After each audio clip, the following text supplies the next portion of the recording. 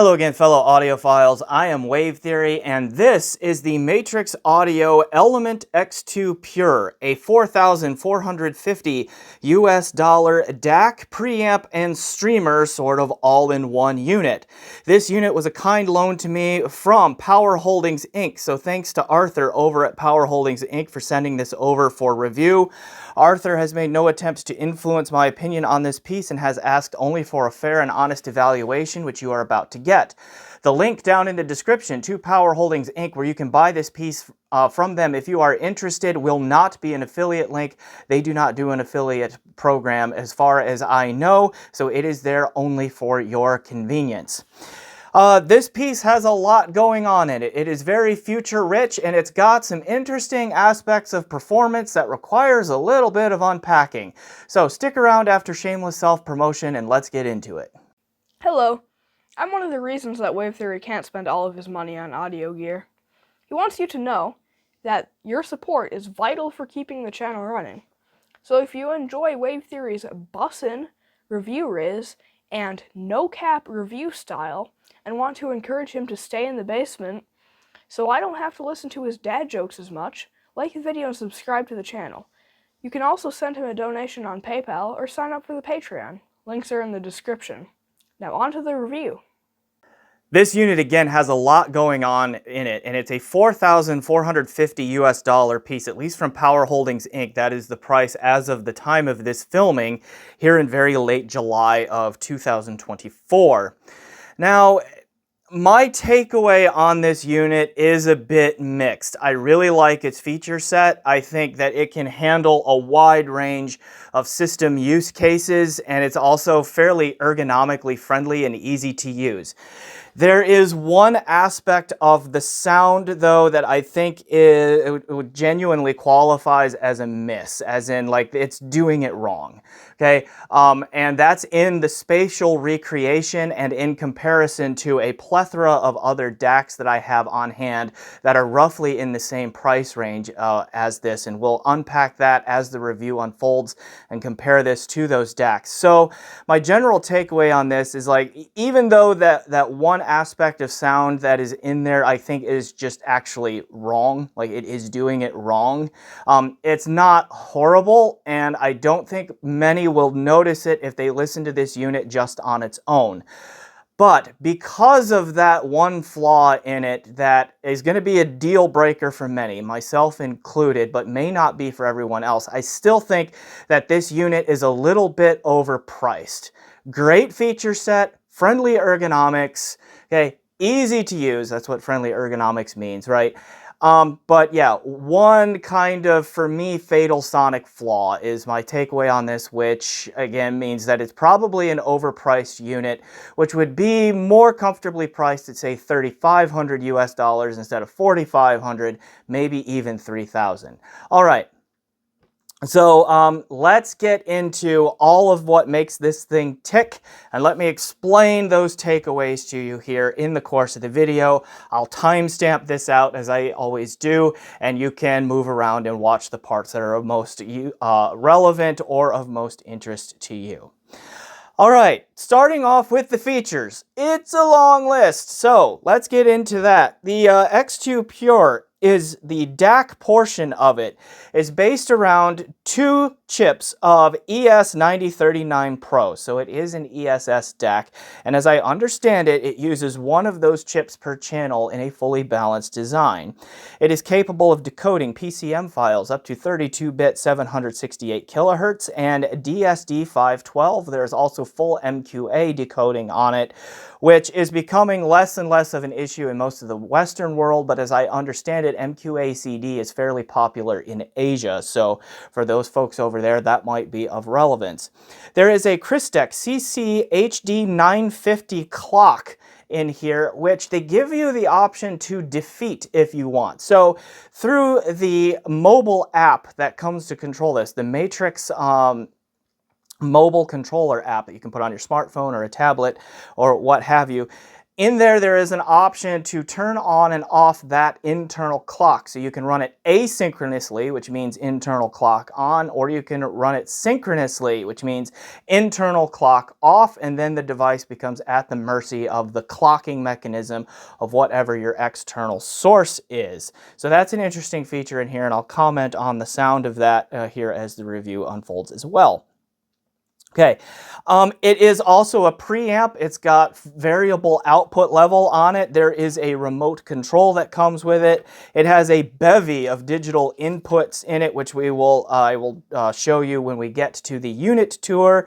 And then it has an onboard streamer, which can work via either Wi-Fi, via 2.4 or 5 gigahertz, or it has LAN in it as well, using a standard RJ45 connector, okay, if you want to plug it in with a wired LAN connection. The streamer is compatible with Roon. It is Roon ready. It is also compatible with DLNA/UPnP and Apple's AirPlay 2 protocols. So lots of flexibility on this unit here. Okay, and it is also well made and so forth. I mean, it's got a lot going on. So let's go ahead and switch up the vantage point here a little bit where I show you the unit tour. I'll show you the build. I'll show you how to navigate the menu system on it, because that front panel display is a touchscreen and it's pretty slick. Okay, so I'll show you how to use that and some of the options therein to kind of flesh out the feature set on this. And then we'll come back on the other side where we'll talk about test gear and sound and comparisons and where this fits in the market and so forth. So let's go. All right, unit tour, and we'll also look at the front panel, the touchscreen menu here. Options are extensive, so this might take a minute.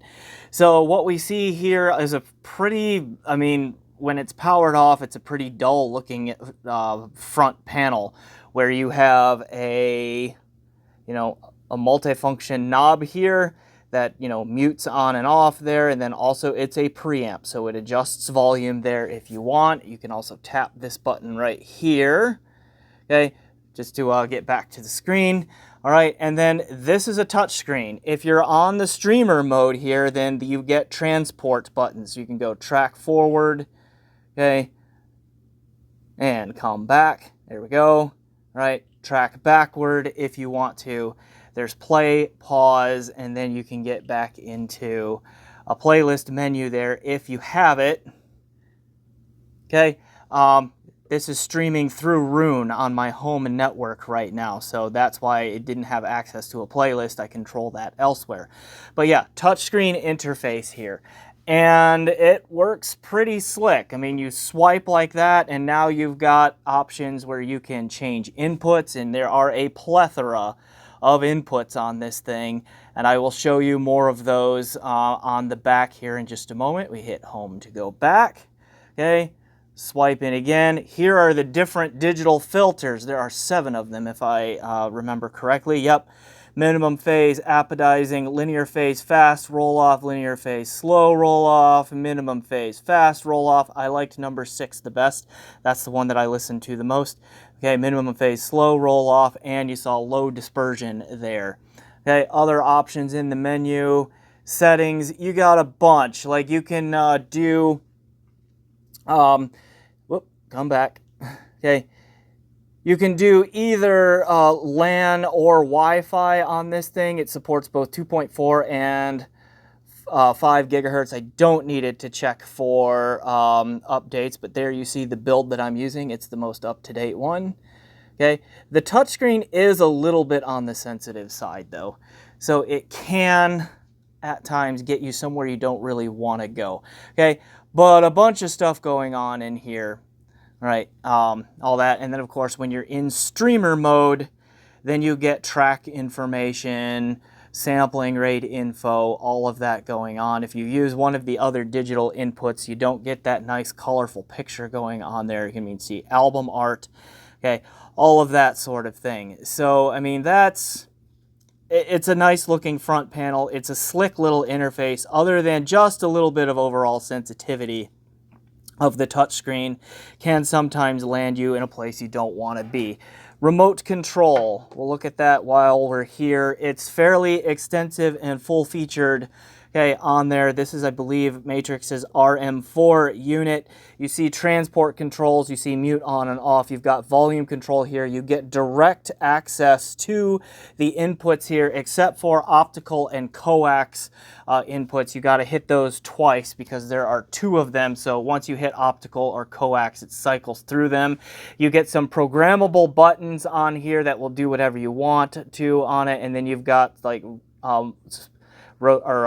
move through the digital filters, okay, like cycle through the digital filters here on that one. So it's a pretty nice remote that's actually solidly built, has a nice feel to it, okay, and all of that. So that's another nifty feature here. Let me go ahead and turn the unit around and show you the back panel. All right, we have both balanced and single-ended analog outputs over here. So balanced 3-pin XLR, we've got the stereo RCA pair here. We have a nice stereo RCA analog input, single-ended input that's an auxiliary in.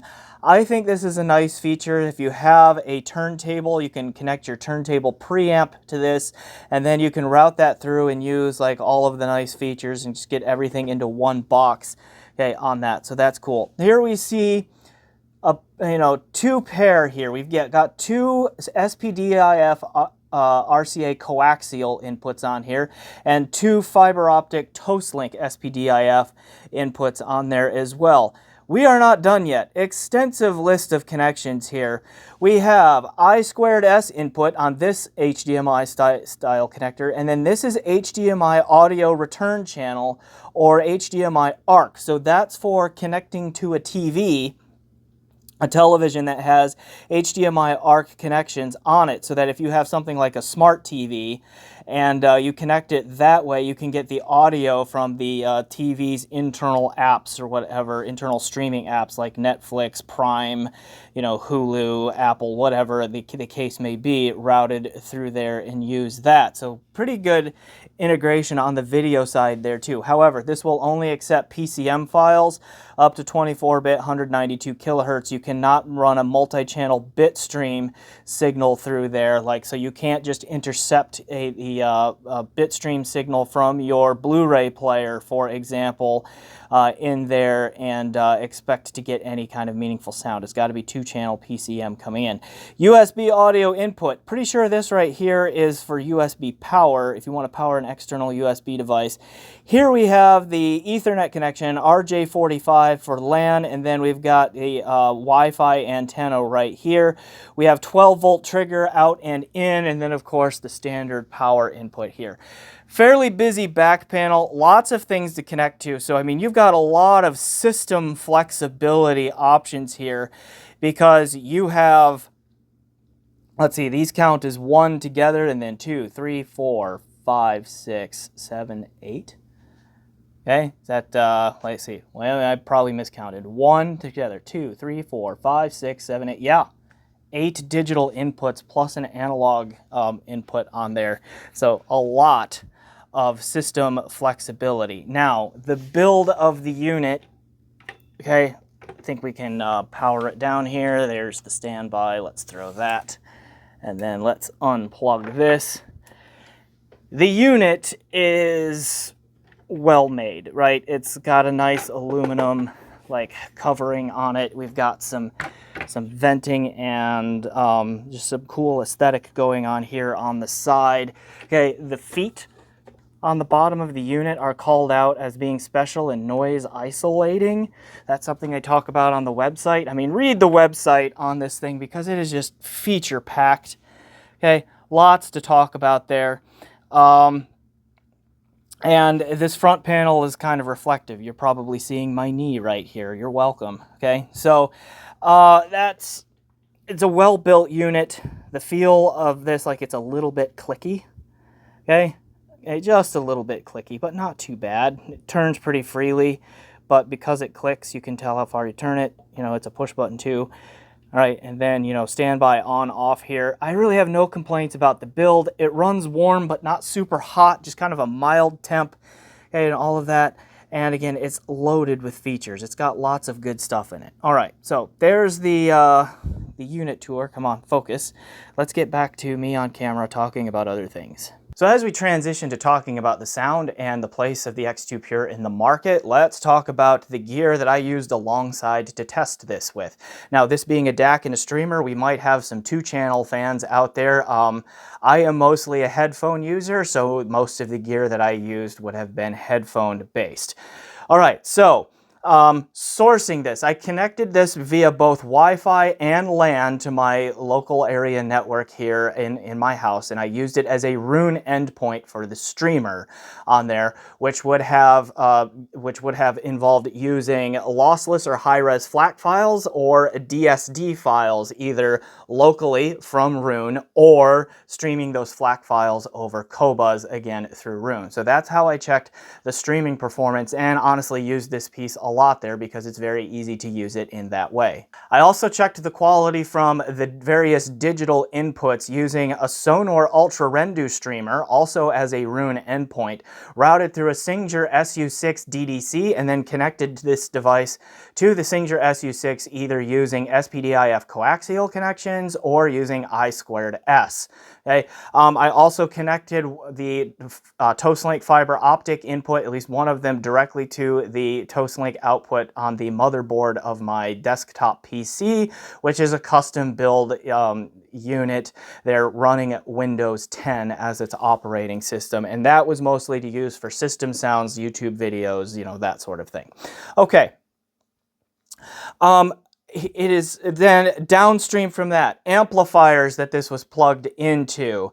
Headphone amps would include the Aoun, I believe that's how they say it in Chinese. Aoun, the S17 Pro. Many of you have been asking me to review that one. It's finally in for review, so that got some run on this.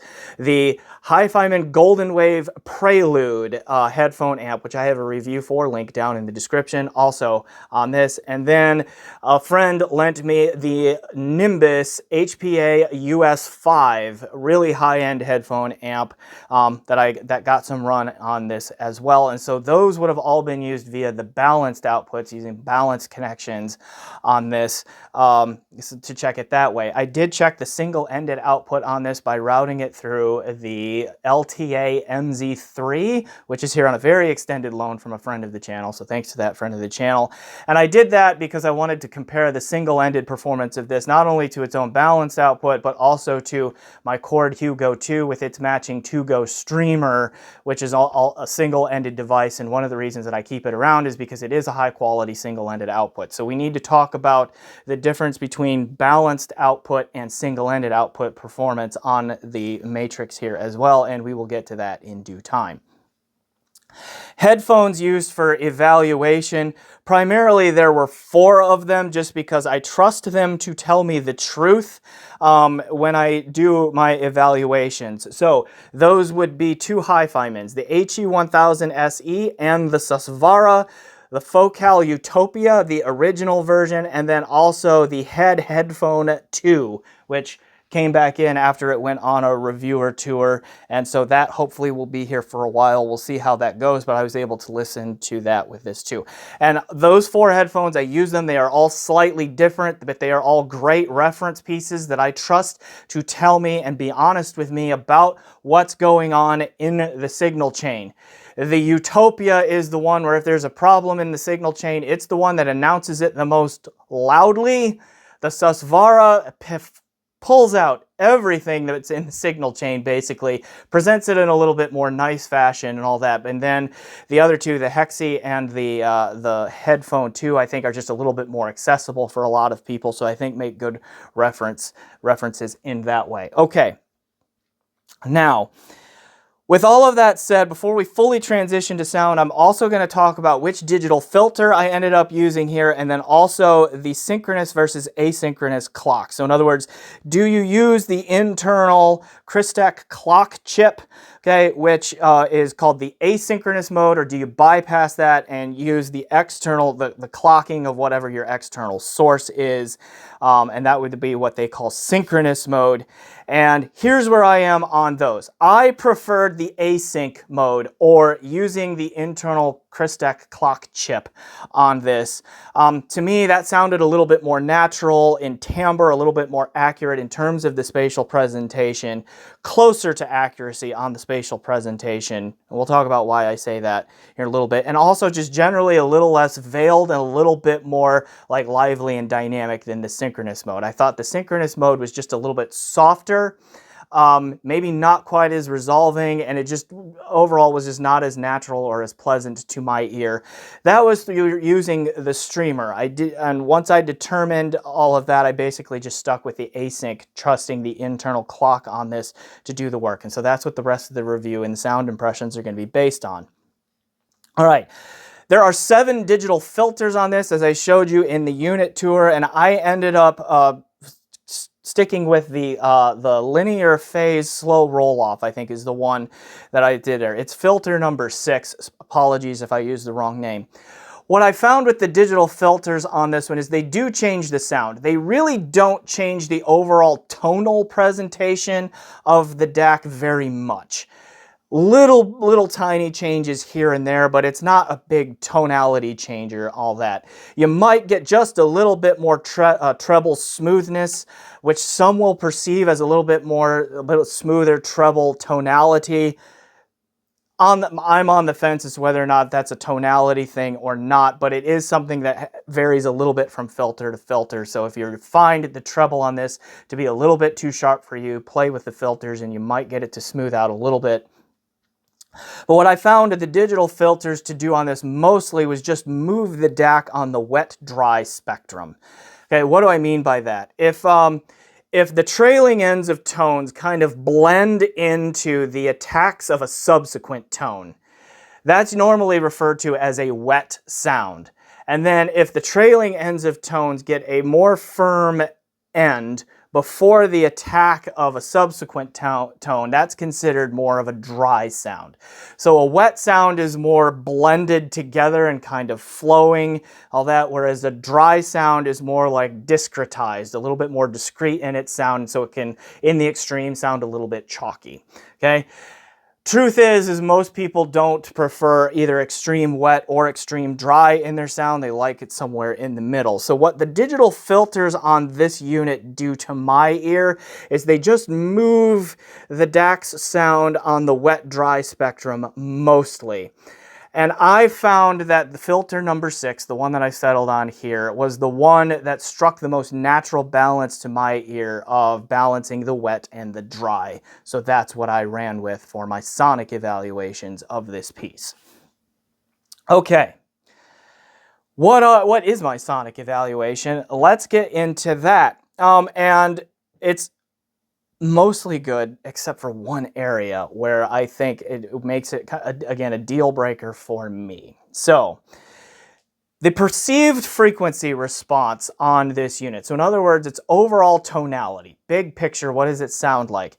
It falls in the range of neutral, but leans towards bright. So I would call it neutral bright. It's got a little bit of that stereotypical ESS kind of brightness and slight bit of aggression in the treble and the upper mid-range to its presentation. It doesn't sound shouty or honky to me in the mids because of that upper mid-range forwardness. I'm just saying that the overall tilt of the sonic presentation and tonality here to me is just still within the range of neutral, but leaning bright. Okay, so call it neutral bright in its overall presentation there. Okay, so the treble is just a little bit forward. It is fairly well tonally balanced, but there is a little bit of sharpness beyond what's in the recording that can creep in just a little bit, particularly on some of the earlier, like the default digital filter number 1 and like the apodizing filter. Those stand out to me as being a little bit more sharp, and then the treble smooths out a little bit as you get to the higher numbered filters in that list and all that. So that's something you can adjust a little bit. Okay, but it's always kind of there a little bit, maybe just a little bit too much for the price, but to me, like there are going to be some people who like that kind of presentation, that like just that little bit of brightness and like perceived airiness that comes with it. Mid-range and bass are well tonally balanced. There's good relationship between fundamental frequencies and their harmonics. The bass, the sub bass in particular, is just a little bit on the lean side, which is the neutral bright tonality that I mentioned because of an elevation in the treble or just a little bit of leanness in the sub bass, or both. I'm not 100% sure on that, but however you slice it, the sub bass comes across as being just a little bit lean. The bass extension is good. It reaches all the way down, hits the lowest notes just fine. It's just that the presence of those notes is behind some other units that I've heard up around this price in the market lately, which we'll get to some comparisons here in a bit on that. Okay, the dynamics on this, so the impact and all that of the sound is just kind of okay. It is not going for an overall energetic, lively, and dynamically impactful kind of sound. But it's not poor on those. Like it's not to the point where it sounds like too damped or anything like that, or it sounds too smooth or too laid back in that way. It's just, if you are the kind of listener who likes an energetic, dynamic, hard-hitting sound, this isn't that. Okay, it's kind of more in the middle, maybe leaning just slightly under the average in terms of the liveliness and impactfulness to the sound. Not a problem, that's a preference thing going on there and all that. The resolution and the detail retrieval are strong. I don't think there's anything necessarily wrong with them in terms of like the sounds that they can resolve out of the signal and present to the listener. It's not maybe the best, it's not elite for, say, a $4,000 to $5,000 DAC in those traits, but it's also not poor, and it's not to the point where I would call it a deal breaker even for my detail-loving ears. And like it's, so that's also, it falls within the range of reasonable preference there for the price, I think, as well. So then let's get to the big yeah but on this thing, and that is the spatial presentation. The soundstage on this one, and I really didn't notice this, like when I just first plugged it in and went through the acclimation phase of this, where I listened to just this DAC for a while, I didn't really notice this, and it didn't really bother me. I thought it sounded pretty good. The soundstage was nice and wide, and it seemed to do a pretty good job of laterally placing instruments and putting space between those instruments and giving a fair amount of depth to the presentation and some good layering as well. So on its own, when I listened to just this, it seemed fine and like something that I could be relatively happy with as a DAC and preamp, okay, and even a streamer, which we'll talk about the streamer here in a moment too. Okay, but as I started moving this, as I started comparing it to other DACs, like my Berkeley Alpha S2, which is, I'm not exactly sure how old that design is anymore. I want to say the Berkeley S2 was initially launched in 2012 and it got an update in 2017. Mine is the 2017 updated one. So, I mean, we're talking about a model that's been around for a while now. Okay, at least the core design of it is probably, 12-ish years old, and the update was to MQA compatibility, that sort of thing. So anyway, that's there. I also compared this against the Aqua Voce Series 3, which is like a $4,600–$4,700 ladder DAC.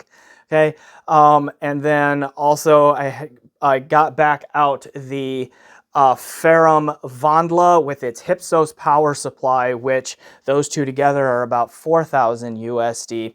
So I compared this, and then of course my Hugo 2 for single-ended versus single-ended.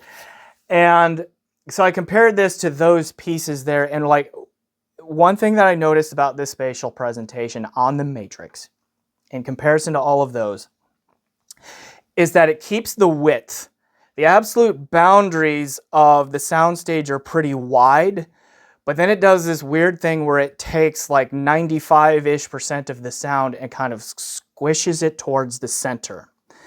So the practical soundstage is on the narrower side. It's all kind of compressed a little bit towards the center, but you can still kind of tell that there's a lot of width, okay, out to either side. And so it doesn't use the whole width of the soundstage very accurately. It sounds like you've got this ball of stuff in the middle, and then it's artificially stretched out, okay, towards its boundaries in a way that all of those other DACs that I just named are not. Okay, so when I have those 4 high quality data points to compare this to, and this is the one that's different, that tells me that it's very likely that it's the matrix that's actually doing something a little bit wrong here. And I'm going to say that I think my interpretation is the way it's presenting the space in comparison to those others isn't just a preference thing, it is a little bit wrong because it doesn't sound very natural. Those other units do a fairly good job of presenting a natural sounding soundstage where everything is kind of in its place. Well, they do it to varying degrees, they do it in slightly different ways, but they all agree that the whole soundstage width should be used fairly well, and like they kind of like they divide it up better. It's like equal spacing along the width of this thing, whereas again, the matrix kind of compresses it towards the center. Okay. And again, I didn't so much notice that when I listened to this on its own. It was in the comparison. So when I say it becomes a deal breaker to me, it's because I have that knowledge of the market and that I've heard it done better. And this one doesn't do that. Okay.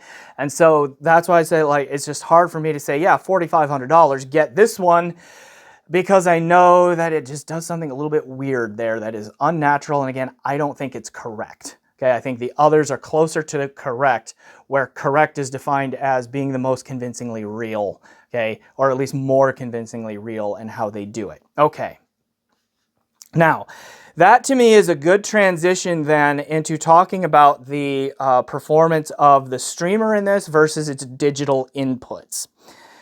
That compression of the soundstage, or of the imaging and the separation and all of that towards the center image a little bit, is more pronounced with the streamer than it is from the other digital inputs on this device here. At least that was the case to my ears anyway. I really did not notice any audible difference to any noticeable degree. It's hard to do A/B because the switching back and forth takes a while. But I initially used the streamer on Wi-Fi here because that was the easiest to set up. And then I unplugged one of my Sonor Ultra Rendu streamers, borrowed its Ethernet cable, and then put that into the LAN here, the LAN input here. And I honestly did not detect any meaningful difference in the sonic performance using the Wi-Fi implementation on this or the LAN connection on this through my Roon streaming anyway. But what I did notice when I compared this to, like, you know, I remember, like, when I compared this to my Berkeley DAC in particular, I initially used the onboard streamer for this, and then I used the combination of Ultra Rendu and SU6 into the AES input of my Berkeley, and that's where I first really noticed that soundstage compression, and I'm pretty sure the Prelude was the amp where I first noticed that. Okay. And then I'm like, you know what, it might be a little bit unfair in the you know, for the Berkeley to have access to that higher quality streamer, maybe higher quality streamer, and that high quality DDC. So then that's where I used the I2S output of the SU6 and put that into the I2S input of this. So both of them got to use the Ultra Rendu streamer and the SU6. And the soundstage compression on the matrix was still there with the I2S input through the SU6, but it was not quite as pronounced. So instead of it being, say, here, it was more here, but the Berkeley was still going all the way out to here with realistic presentation, even though the matrix, again, was still like giving me room sounds out to this bigger boundary, but still kind of compressing everything in an unrealistic way to me, okay, towards the middle. So then I started checking some of the other digital inputs, the coax input on this, and like, you know, going direct from other sources and all of that, and I fairly consistently found that the sonic performance of the Element X2 Pure was a little bit stronger from its digital inputs, from a high quality, you know, source, external source, compared to its internal streamer. So I think the internal streamer in here is another way where it's okay, but it might need a little bit of improvement in future iterations, or I think it does drag down the performance ceiling of the DAC a little bit, okay? So that's something to keep in mind in there too. Now you may be asking the question, are those things that could be fixed with a firmware update? Maybe. I'm not sure. There was an update that was released during the course of me having this unit in for review, and that soundstage compression issue did not change at all to my ear, or if it did, it wasn't enough to change the narrative about the spatial presentation of this DAC in comparison to its competition. So maybe it could be done if that were a targeted thing, or but it might also be baked in. I just don't know. Okay. On the subject of performance, then the last thing I want to touch there before we get a deeper dive into the comparisons is the comparative performance of the balanced output of this device versus its single-ended output. And what I did not do on this case is like just plug both the balance and single outputs into a single amp and then level match and switch back and forth. Not all DACs take well to using both outputs at the same time, all of that, so I just didn't want to do that. So what I did is I did my comps with those 3 balanced DACs that I mentioned earlier, and then you got my Hugo 2 out, which is like a $2,500, $2,800 DAC, but it's single-ended only. Routed the single-ended output of the Matrix through the LTA MZ3, did likewise with the Hugo 2, level matched as best I could. Went on with the comparison. What I noticed there was fairly interesting. The sound of the balanced output and the single-ended output on the Matrix are tonally different. The single-ended output is less neutral bright, closer to more actual neutral, maybe even leaning neutral warm, okay, in comparison to the balanced output. The treble was a little bit smoother, a little bit less prone to sibilance from the single-ended output as compared to the balanced output, at least through the MZ3. So that was very interesting. However, the Hugo 2 still outpaced the single-ended output of this in terms of resolution, and again, the accuracy of the spatial presentation, because that compression towards the center was still there. Okay, on the Matrix. And then the Hugo 2 was also more dynamic, lively, more resolving and all that. And just like the Matrix sounded a little bit more veiled in comparison to the Hugo 2 there. So how does that match the balanced output performance then of the Matrix? So how does that compare to it? Okay, on the,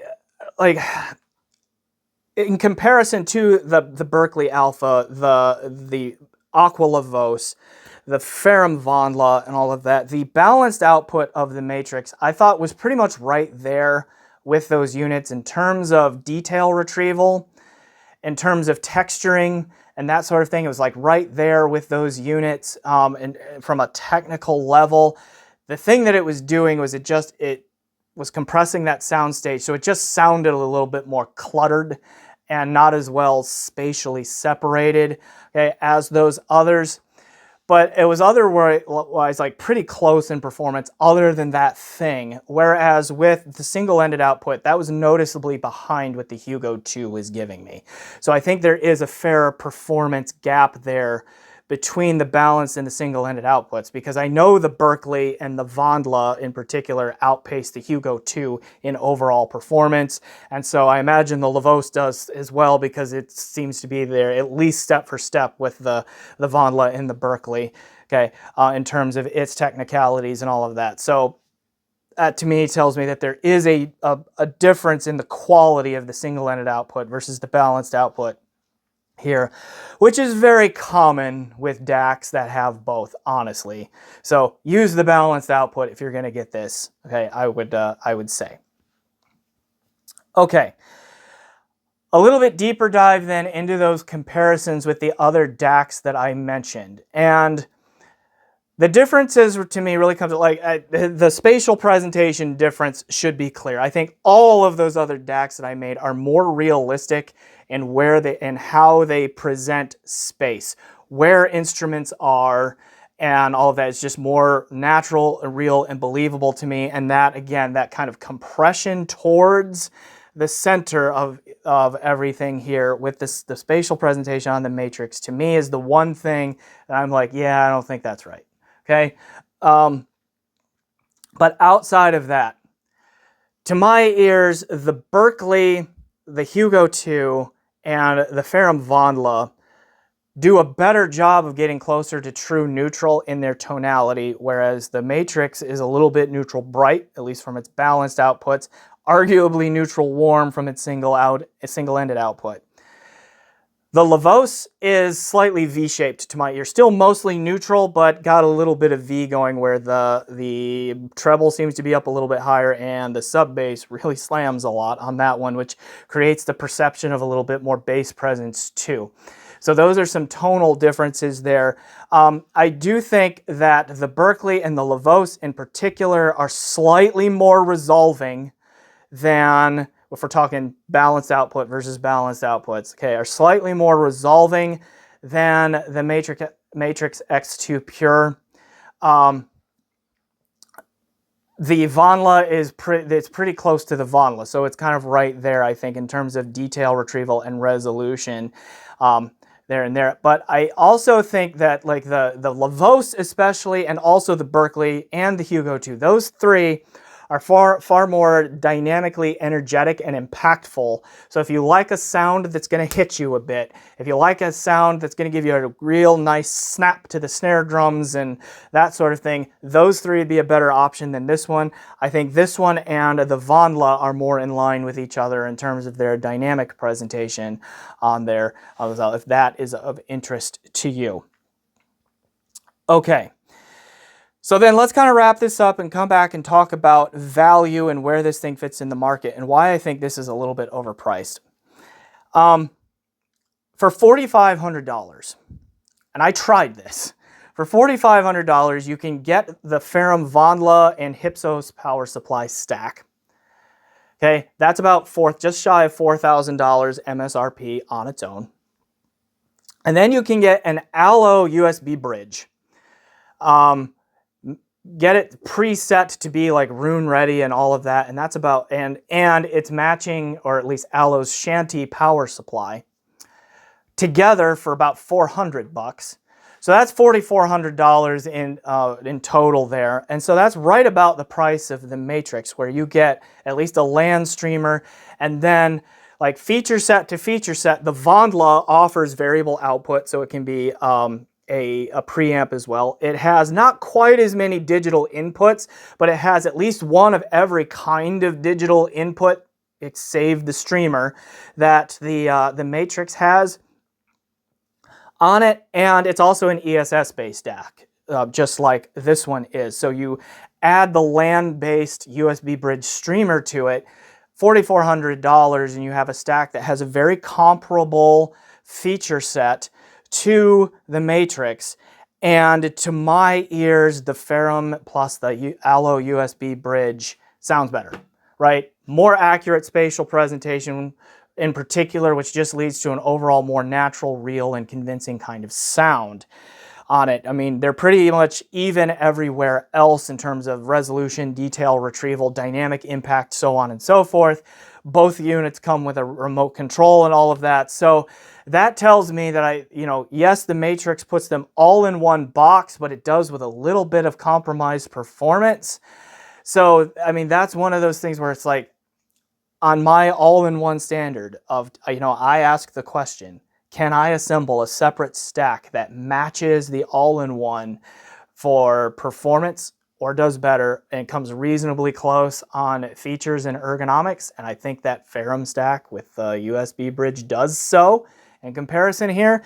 Then the all-in-one unit is too expensive. So that to me is where the Matrix X2 Pure falls. It's a little bit too expensive. And then when you add in that spatial compression, which may or may not be fixable with a firmware update, I don't know, it gets hard for me to recommend until you get down more like $3,000, maybe $3,500 in price.